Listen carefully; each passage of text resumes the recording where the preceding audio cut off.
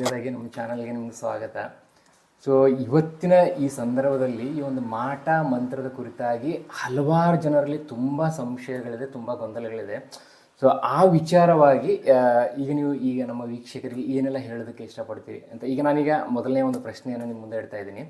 ಈಗ ಜನಸಾಮಾನ್ಯರು ತಮ್ಮನ್ನು ಮತ್ತು ತಮ್ಮ ಇಡೀ ಕುಟುಂಬವನ್ನು ಈ ಒಂದು ಮಾಟ ಮಂತ್ರದಿಂದ ಯಾವ ರೀತಿಯಾಗಿ ರಕ್ಷಣೆಯನ್ನು ಮಾಡ್ಕೊಳ್ಬೋದು? ನಮಸ್ಕಾರ. ಶ್ರೀ ಗುರುಭ್ಯೋ ನಮಃ.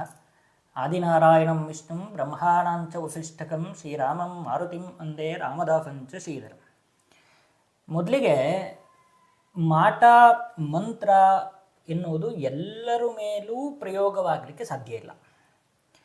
ಇವತ್ತಿನ ಮಾಧ್ಯಮಗಳು ಮತ್ತು ಯೂಟ್ಯೂಬ್ ಚಾನಲ್ಗಳು ಜನರ ಎಲ್ಲ ಸಂಕಷ್ಟಗಳಿಗೆ ಈ ಮಾಟ ಮಂತ್ರವೇ ನೇರವಾದ ಕಾರಣ ಅಂತ ಬಿಂಬಿಸಿ ಜನರ ಮನಸ್ಸನ್ನು ಮತ್ತು ಅವರ ಜೀವನ ಕ್ರಮವನ್ನು ದಿಕ್ಕು ತಪ್ಪಿಸ್ತಾ ಇದ್ದಾವೆ.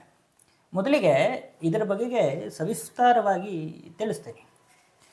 ಮಾಟ ಮಂತ್ರದಿಂದ ತಮ್ಮನ್ನು ಮತ್ತು ತಮ್ಮ ಕುಟುಂಬಗಳನ್ನು ಕಾಪಾಡಿಕೊಳ್ಳೋದು ಭಾಳ ಸುಲಭವಾದ ವಿಚಾರ. ನೀವು ಕಳೆದ 20-30 ವರ್ಷಗಳ ಹಿಂದಿನ ಜನರ ಜೀವನವನ್ನು ಗಮನಿಸಿ ನೋಡಿ. ನಮ್ಮ ಹಿರಿಯರು ಎಷ್ಟು ಜ್ಞಾನವೃದ್ಧರು ಅನ್ನೋದು ಅದರಿಂದ ತಿಳಿದು ಬರುತ್ತೆ. ಅಲ್ಲಿನ ಜನರ ಜೀವನ ಶೈಲಿಯನ್ನು ಒಮ್ಮೆ ಗಮನಿಸಿದಾಗ ಗೊತ್ತಾಗುತ್ತೆ ನಮಗೆ. ಅವರು ಬಳಸ್ತಿದ್ದಂಥ ವಸ್ತುಗಳು, ಅವ್ರ ಕಾಲಿಗೆ ಚರ್ಮದ ಚಪ್ಪಳಿಯನ್ನು ಹಾಕ್ತಿದ್ರು. ಅದು ಎಂಥ ಚರ್ಮದ ಚಪ್ಪಳಿ ನಿಮ್ಗೆ ಗೊತ್ತಿರ್ಬೋದು.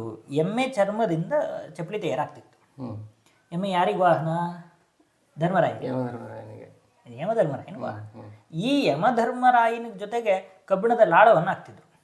ನೀವೆಲ್ಲಾದರೂ ಮನೆಯಿಂದ ಮನೆಗೆ ನಾನ್ ವೆಜ್ಜನ್ನು ತೊಗೊಂಡು ಹೋಗ್ಬೇಕಾದ್ರೆ ಹಿಂದೆ ಕರಿ ಇಜ್ಜಲು, ಕಬ್ಬಿಣದ ಪೀಸು ಇದೆಲ್ಲ ಹಾಕಿ ಕಳಿಸಿದ್ರು. ಯಾಕೆ? ಕೆಲವೊಂದು ನೆಗೆಟಿವಿಟಿಯಿಂದ ಅದು ಪ್ರೊಟೆಕ್ಟ್ ಆಗಲಿ. ಸೊ ಆ ವ್ಯಕ್ತಿ ಅದನ್ನು ಧರಿಸ್ಕೊಂಡು ಕೂಡಲೇ ಆತನಿಗೆ ರಸ್ತೆನಲ್ಲಿರುವಂಥ ಯಾವುದೇ ನೆಗೆಟಿವ್ ಎನರ್ಜಿಗಳು, ಋಣಾತ್ಮಕವಾದಂತಹ ಶಕ್ತಿಗಳು ಆತನ ಪ್ರಭೆಯನ್ನು ಪ್ರವೇಶಿಸ್ತಿರ್ಲಿಲ್ಲ. ಆತನ ಆರ ಅಂತ ಏನಂತೀವಿ ಅದನ್ನು ಪ್ರವೇಶಿಸ್ತಿರ್ಲಿಲ್ಲ. ಮನೆಯಲ್ಲಿ ಗೃಹಿಣಿ ಏನು ಮಾಡ್ತಿದ್ರು? ಇವತ್ತಂಗೆ ದಿನ ಪೂಜೆ ಮಾಡ್ತಿರ್ಲಿಲ್ಲ ಅವರು.